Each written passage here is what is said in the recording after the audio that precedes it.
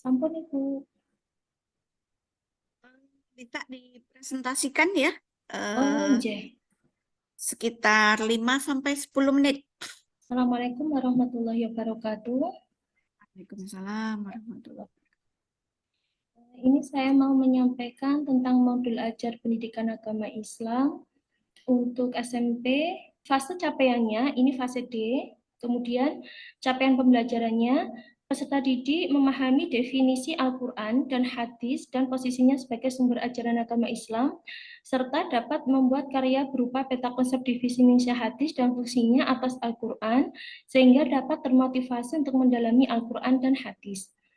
Untuk tujuan pembelajarannya, melalui pembelajaran tutor sebaya, peserta didik dapat membaca Quran Surat An-Nisa ayat 59 dan Quran Surat An-Nahl sesuai kaidah ilmu tajwid, khususnya hukum alif lam syamsiah dan alif lam qamariyah dengan baik.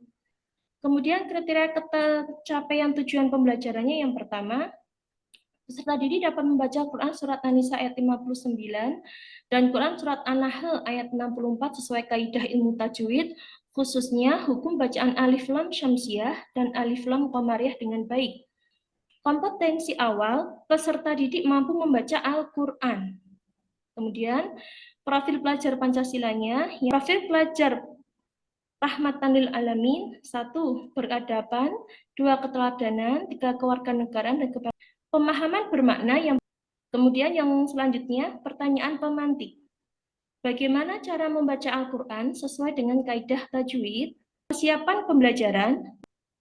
Metode yang digunakan yang pertama tutor sebaya, yang kedua praktek atau demonstrasi, yang ketiga eksplorasi.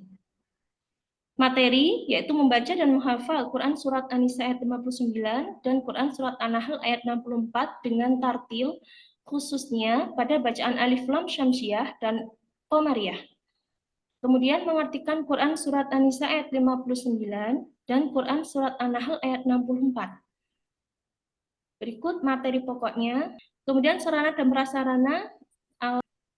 Ini untuk kegiatan pembelajarannya, kita menggunakan 3 metode. Untuk yang pertemuan ini menggunakan metode tutor sebaya. Membuka pembelajaran dengan salam, memperhatikan kesiapan peserta didik, memeriksa kehadiran, kerapian, dan posisi tempat duduk peserta didik, dan meminta peserta didik untuk berdoa bersama-sama tadarus. Kemudian memberikan inovasi agar peserta didiknya bersemangat dalam menerima pembelajaran, kemudian melakukan apersepsi, menyampaikan cakupan materi, tujuan pembelajaran, dan kegiatan yang dilakukan. Kemudian guru melakukan tes awal melalui tahap pertanyaan atau dari pemantik tadi. Kemudian mengkondisikan peserta didik sesuai dengan hasil tadi tes awal, mengajukan pertanyaan tadi, berarti masih kaitannya dengan pemantik tadi. Guru memberikan materi dalam 2 subbab. Yang pertama, An-Nisa ayat 59, dan materi yang kedua, Quran Surat An-Nahl ayat 64. Kemudian membentuk kelompok peserta didik yang beranggotakan 4-5 orang. Peserta didik yang pandai tersebar pada setiap kelompok dan berperan sebagai tutor sebaya. Guru tetap berperan sebagai narasumber. Dan kemudian guru dan peserta didik melakukan refleksi tertutup pelajaran dan menyampaikan mata pelajaran besok yang akan dipelajari apa. Kemudian ditutup dengan baca hamdalah bersama. Asinan sebelum pembelajaran atau diagnostik untuk refleksi guru.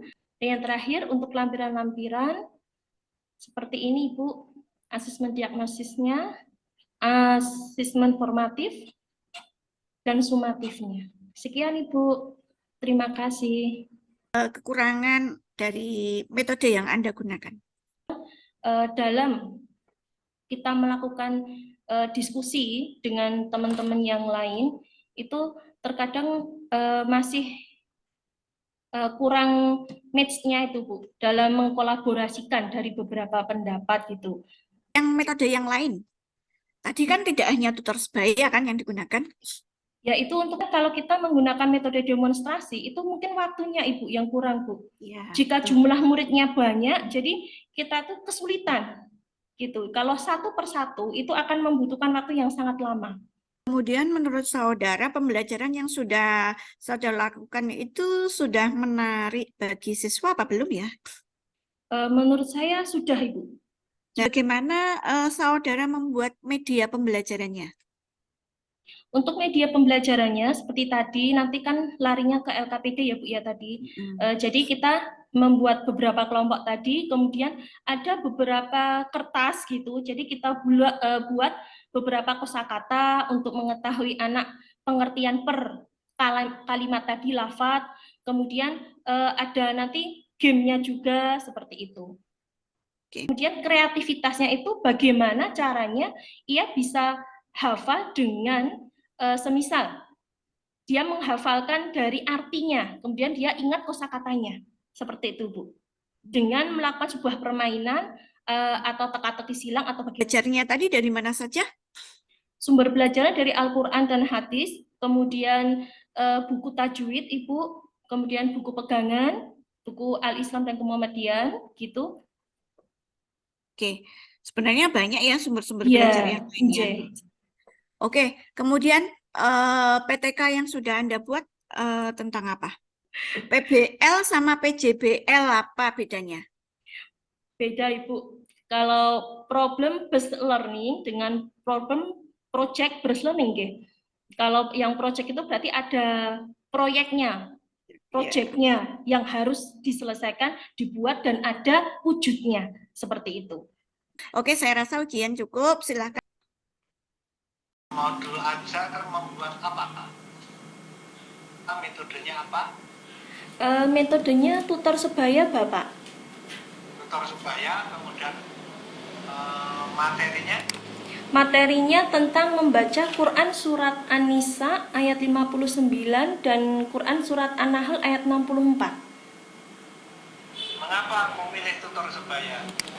Ya, karena ini kan di awalnya untuk asesmen diagnostiknya, itu kan saya melihat anak-anak itu banyak yang belum bisa membaca Al-Quran. Seperti itu Bapak. Jadi dari asesmen awalnya itu melalui pertanyaan, kemudian saya lihat anaknya ada beberapa anak yang sudah bisa mahir sekali, kemudian ada yang sedang, ada yang belum bisa.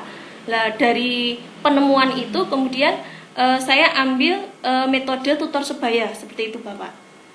Jadi nanti bagi yang bisa nanti bisa membantu teman-temannya yang belum bisa.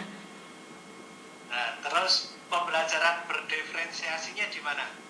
Ya, pembelajaran diferensiasinya itu kan berdasarkan tadi hasil diagnostik awal, kemudian kita membagi anak menjadi 3 bagian Bapak, 3 kelompok seperti itu. Jadi kelompok anak-anak yang belum bisa membaca Al-Quran, kemudian siswa yang sedang membaca Al-Quran, kemudian siswa yang sudah mahir, seperti itu Bapak. Lah dari itu kan sudah ada tingkatan diferensiasi di situ Bapak. Jadi kita bisa mengelompokkan anak seperti itu berdasarkan kemampuan awalnya.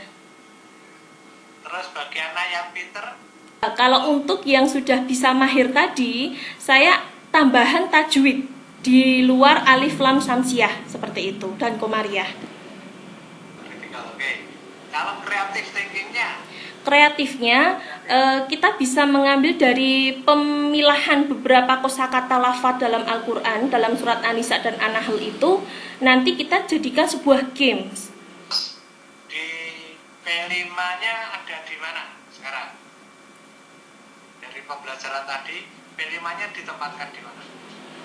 Untuk P5 kan beriman ya Pak ya, tujuannya untuk menjadikan peserta didik lebih beriman dan bertakwa kepada Allah Subhanahu wa taala. Jadi kan otomatis dengan lebih kita belajar membaca ayat Al-Qur'an dan itu yang menjadikan sumber hidup kita, tujuan hidup kita seperti itu Bapak. Lebih mendekatkan diri kepada Allah Subhanahu wa taala. Sekarang dibaca yang nomor 7. A'udzubillahi minasyaitonirrajim. Bismillahirrahmanirrahim. Laqad khalaqnal insana fi kabad. Ayahsabu an lan yaqdira alaihi ahad. Nomor 8 coba. Bismillahirrahmanirrahim. Ud'u ila sabili rabbika bil hikmati wal mau'izatil hasanati wajadilhum billati hiya ahsan. Inna rabbaka huwa a'lamu biman dhalla an sabilihi wa huwa a'lamu bil muhtadin. Biman dolla itu bacaan apa? Biman, non mati bertemu dengan dhad. Ikhfa, Bapak. Billati hiya ahsan. Nggih. Bacaan apa itu? Idgham syafawi bil. Sekarang ditulis surat An-Nas